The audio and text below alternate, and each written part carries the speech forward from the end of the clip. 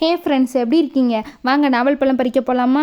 Morning 7க்குலாம் coffee குடிச்சிட்டு நான், தம்பி, அம்மா, பாட்டி 4 பேரும் நாவல் பழம் பறிக்க கிளம்பிட்டோங்க. காட்டு சைடு வேறு போய் ரொம்ப நாள் ஆச்சு. அதனால் நாவல் மரம் வேறு எங்கே இருக்குன்னு தெரியாமல் ஒரு வழியாக நாவல் மரத்தையும் போய் பார்த்தாச்சுங்க. மரத்தை போய் பார்த்தா ஒரே இப்போ நாவல் பழங்க அப்படியே சடை பிடிச்சி கிடக்கு. அதை பக்கம் அளவில்லா ஆனந்தமாக போச்சு.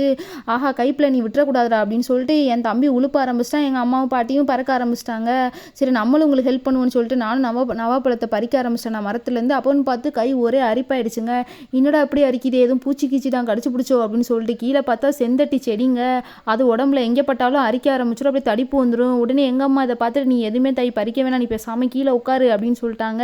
சரி, இதுவும் நல்லா சாக்கா போச்சு அப்படின்னு சொல்லிட்டு அவங்க பறிக்கிற பழத்தெல்லாம் எடுத்து சாப்பிட்டுக்கிட்டு அப்படியே இயற்கையை ரசிச்சுட்டு உட்காந்துட்டு இருந்தாங்க. அவங்களும் 2 பேக் பறிச்சுட்டு வந்துட்டாங்க. வரவும் வயலுக்கும் பாய் சொல்லிட்டு 4 பேரும் கிளம்பிட்டோங்க. வயலை விட்டு கிளம்பிட்டு பாட்டியோட வரும்போது ஒரே ஃபன் பண்ணிவிட்டு அவங்கள கொஞ்சம் கலாய்ச்சிட்டு அப்படியே ஜாலியாக நடந்து வந்தாங்க. அப்புறம் இந்த நாவல் பழம் பறிச்சுட்டு அப்படியே ஹாப்பியாக போச்சுங்க. ஓகேங்க, உங்களுக்கு இந்த வீடியோ பிடிச்சா லைக் பண்ணுங்கள், ஷேர் பண்ணுங்கள், கமெண்ட் பண்ணுங்கள், மறக்காமல் சப்ஸ்கிரைப் பண்ணுங்கள். பை பாய், டாடா, மீண்டும் சந்திப்போம்.